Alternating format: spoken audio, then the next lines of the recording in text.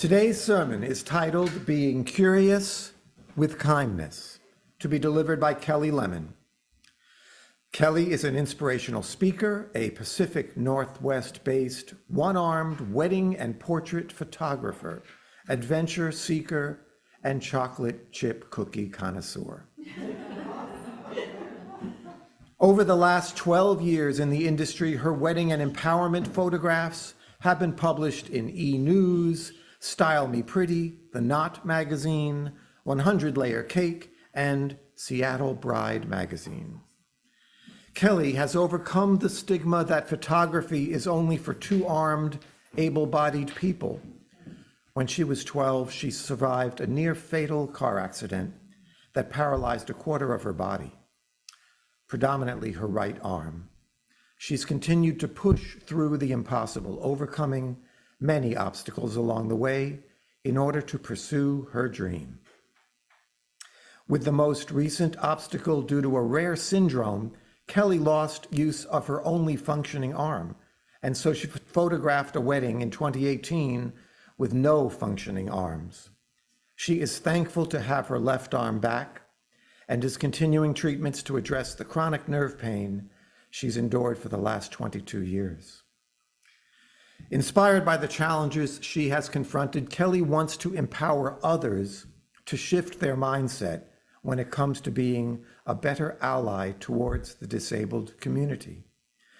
She hopes to inspire you, give practical tips on ways we can be curious with kindness, and be courageous to strive for a more inclusive society.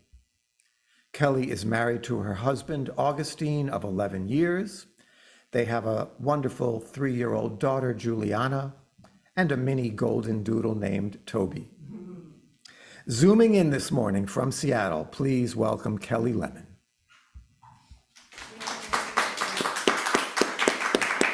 Good morning. Good morning. I'm really excited to be here. Thank you so much for having me back this year. I'm excited to be a part and just sharing with you in community.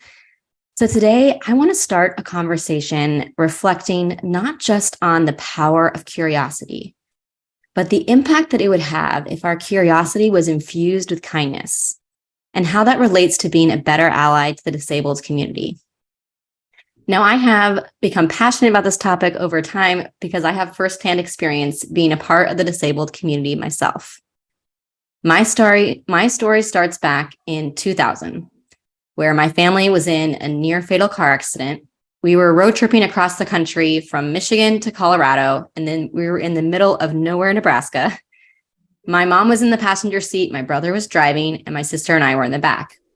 I specifically remember talking to my sister and just feeling so uncomfortable and feeling like I just need to take my seatbelt off and lay down. So we decided, since we were stopping for breakfast soon, we would take our seatbelts off and get more comfortable. So I fell asleep. And 10 minutes later, I woke up to hearing profanities I had never heard before. My brother was screaming. I saw the guardrail and everything goes black. So the car going 80 miles an hour hit the guardrail, and my head smashed through the side window, and the frame of the car shattered my shoulder and caused all 5 nerves that control that fourth of my body to snap from the brainstem. My body then torpedoed out of the car, and then the car rolled over me. And I really recognize today that it is a complete miracle of God that I am here and alive and here to share with you today. So I went from being a fully able-bodied kid that would go skiing and run around and be in sports and hardly ever went to the doctor, to being a kid that was in and out of the hospital, in and out of surgeries, skin grafts, chronic pain, flying across the country to see specialists, nerve transplants, eventual spinal cord surgery. The list goes on. As you would imagine, my life completely changed. I was having to relearn how to do life with one arm. And let me just tell you, I quickly learned that I'm not ambidextrous. So I was right-handed before, and the arm that I paralyzed was my right arm. So I was learning how to do things with my left arm. And things would be so awkward, like brushing my teeth or trying to eat with my left hand and completely missing my mouth. It was definitely a steep learning curve. But I learned I wasn't just having to learn how to do life with one arm. I was also having to learn how the world would begin to see me now that I was a person with a disability, and in turn, how I would begin to see myself. So unfortunately, the bullying started quickly after. The accident happened in July of 2020, just a few weeks before 7th grade started. So as I got to school, you can only imagine my body had been through the ringer. So I had scars and broken bones and bruises, and I definitely was not in a great place. And this young woman decided she saw the opportunity. And so the bullying started to persist. So she would come up to me and say, Kelly, your scars are so disgusting, or your arm looks so weird. You need to cover it up. And then she would the next day would say, you know, we all talked about it as a class and we agreed that we all want to throw up when we look at you. Yeah, it got really bad. So it became sometimes twice a day. Anytime I wore anything that would show scars, she would point it out and tell me how gross it was and how awful it was that I wasn't covering it up. So I started covering it up. I started wearing shirts that would cover the scars more. I started being more self-conscious about the way that my hand looked and my arm looked as the muscles were atrophying. My body made people uncomfortable. So I covered it up to make my body more palpable for other people. And I also started learning that my story made people uncomfortable. So I started making up funny stories. Someone would ask me about my arm, and if I actually told them the truth, they didn't know what to do. So I was like, oh, if I just make up funny stories and make it lighthearted, then maybe I can make other people more comfortable. Because the truth was, disabilities can be uncomfortable. I started to carry the guilt and shame for the way that my body made other people feel. I want to share another story of a friend of mine named Lisa. She has a limb difference in both of her arms. She was born with a condition where her arms are smaller. They have weaker muscles, and it causes to have a lack of range of motion and ability. So as I was talking to Lisa, I asked her about her experience with a disability growing up in her childhood. What was her takeaway? And she said that she remembers that she felt like she would never be an equal participant in anything, and that mindset actually carried into adulthood. She was always asked to sit on the bench. She was always asked to be an observer because the environments around her were not inclusive. Now, you may have mentioned, or Andy mentioned, that I am a mother now. And I have a daughter. Her name is Juliana. And she is feisty and strong. And she's going to be a leader one day. And she's funny and she's silly. And it's been such a joy to have her. Motherhood has been a journey. Let me just say, I have not had any other stage in my life that reminded me that I am one-handed in a two-handed world, because baby products are very much not one-handed. So it's definitely been a learning curve. But one story I wanted to share was just about the experience of teaching my daughter about my disability. So when she was probably about 2 years old, that was when she really started becoming more aware of her body and how it functioned. And then in turn started to become more aware of my body and how my body functioned differently than hers. So she started asking me to do things with her. She would say, Mommy, let's clap together. And she would clap. And I would say, sure. And I would start clapping by clapping on my thigh. And then she would say, no, Mommy, no, clap with both hands like me. And so I would gently remind her, Mommy's hand doesn't work the way yours hand does. So this is how Mommy claps. And in the beginning, it was just confusion of just not understanding how my body worked differently than hers. And then there was a season where it came to frustration, where she would say, no, Mommy, clap with both hands, or lift this with both hands. I want to see you do this dance move with both hands. And she was trying to wrap her mind around how my hand was different than hers, and I couldn't mimic her in the same way she wanted me to. But the way that it evolved was actually pretty beautiful. So she recently turned 3, and even just like, I would think it was a couple weeks ago, she said, Mommy, let's clap together. And I kind of was ready to go back into the normal speech of my hand works differently than yours. And I was kind of ready for that conversation. And she said, no, mommy, let's clap together. And she brought her hand up to mine and said, we're going to start clapping like this, your hand next to mine. This was beautiful because she was trying to find a solution of how we could clap together, hand in hand. Wow, if we as a community could adopt this curious mindset of wanting to learn about other people that live differently than us, instead of excluding them, but meeting them where they're at, modifying the environment so they can equally participate, our world would look a lot different. Because the thing is, the thing she didn't learn was, oh, I just don't clap with mommy. Because she could have said, I do other things with mommy. I just don't clap with mommy because I don't like the way she claps. That's not what she did. She wanted to include me. So she got creative, innovative, and she found a solution. And one other note that I think is really important to point out. I did not teach Juliana to have a curious mindset. We were created. We were wired as human beings to be curious. But our society has a lot of work to do when it comes to inclusion, sensitivity, towards empathy, towards being a better ally to the disabled community.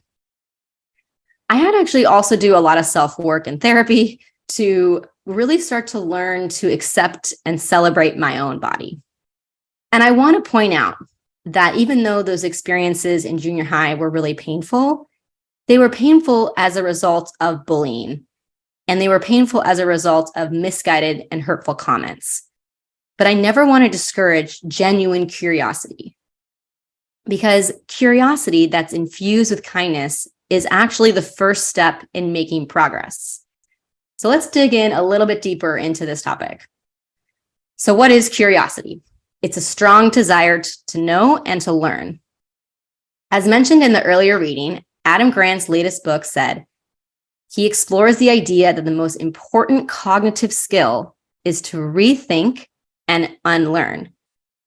But I think in today's culture, we've actually gone to another extreme. I think that we are afraid to ask questions because we are afraid to offend. We don't want to go into certain topics because we don't know what to say. So then we avoid it altogether, or we avoid those people altogether. And I don't want you to walk away thinking that you can never ask someone and that you need to be afraid to ask someone about their disability. Because if we start avoiding these topics and we just stop learning or unlearning, and we stop asking questions of people who are different from us, and then we just avoid them altogether, how are we going to grow? So I have a few tips. As you guys can imagine, I am asked about this all the time. I have a very visible physical disability. So I get asked about my arm. I mean, it can come from a cashier. It can come from a new friend that wants to build a relationship. It can come from being in line at the grocery store. It really could be daily, weekly, all the time. So I'm very familiar and I encourage curiosity. But I do have 3 simple tips that I think would be helpful for everyone to know. All right, tip number 1, realize your intentions. So if you're going into this conversation, I want you to really think about, is my intention to build a relationship, to build connection and learn more about their story? Or is my intention to maybe learn how I can modify this environment better to be more inclusive? So I would love to learn more. Or is my intention entering this conversation just curiosity, and I'm aware that I likely will never speak to this person again? It's just important to be aware of your intention before entering this conversation. Okay, point number 2 is probably the most important one. Ask permission to ask the question. And I'll say that again. Ask permission to ask the question. For example, may I ask you about your wheelchair? May I ask you about your arm? Would you feel comfortable if I asked you about your, fill in the blank? Because these types of questions can actually apply to anyone that's different than you. Anyone that could be, someone that has a different race or different culture or different ethnicity or different gender identity. If we start entering these conversations with people who are different from us with a curious mindset, yet it's infused with kindness, asking permission gives them the power to decide if they want to share about that part of their life. Because the thing is, not every person is comfortable talking about their disability. It's just a fact. And that's completely okay because it is their story. And also, it might just be they don't want to talk about it that day because maybe they've talked about it 5 times that day and they just don't feel like talking about it. And that's also okay. So I think if we aren't putting people on the spot, it's just a much more considerate way to enter into that conversation by simply asking permission. All right, next. This point seems obvious. I'm just going to say it. Just don't be weird. There are many things that I think people with disabilities experience that you would never do to your able-bodied friends. Let me give you an example. So I was at the grocery store checking out with my groceries, paying, and the cashier, of course, asked me, "Oh, what happened to your arm?" And so I told her that my arm was paralyzed. And then immediately she reaches over and she starts squishing my arm and like touching my arm all the way down, up and down, and like squishing it. And then says, "Is your arm squishy because it's paralyzed?" I'm like, what a weird interaction. Like, what a weird thing to do. Like, you would never do that to your able-bodied friends. Like, that just is a very bizarre experience. So I mention this and just saying, just don't be weird. Like, don't, and maybe avoid like touching people and touching their hair, touching their arm, like touching their wheelchair. Like, maybe just keep your hands to yourself and don't be weird. So the thing is, we need to be courageous and bold if we actually want to be a part of the change. If we want to make a difference, we need to be the ones to initiate. The disabled community, they are always the one advocating for this change. But how beautiful would it be if they weren't the only ones advocating? If we could be part of the change, if we could be adapting this mindset that's curious with kindness and innovative and finding solutions so everyone could be a part of it. Everyone can participate. So my challenge to you, I actually want each and every one of you in your environment, if you're on Zoom, I want you to think about your work environment. I want you to think about your community. I want you to think about the schools that you're involved with or the nonprofits that you're involved with, where you include people. How can you make your space more inclusive? So I want you to think, brainstorm. Could we add captions to an experience so that people who are hard of hearing would be able to participate? Should we add ramps to a certain space to make sure that it's ADA accessible so everyone can be a part of it? Should we be the ones advocating that playgrounds at schools should not just be for able-bodied kids, but we should have playgrounds that also work for kids with disabilities so they don't have to always sit on the sidelines? If we were the ones initiating and we were the ones working towards having a more inclusive society, we would make strides. So that is what I want you guys to be thinking about. I want you to take away this challenge of how can I start impacting my own community, my own space, and really start reflecting on the part that how you could be a part of the change. Because we cannot be fully evolved human beings until we care about human and equal rights and basic dignity. So I want us to strive together towards being a better ally to the disabled community. So as I close, I want to repeat our opening words. Our visions of technology and design and entertainment, creativity, they have to be married with visions of humanity, compassion, and justice. And more than anything, for those of you who share that, I have come to tell you, keep your eyes on the prize and hold on. Bryan Stevenson. Thank you so much for inviting me into this conversation. for us to engage in this discussion. Thank you for having me.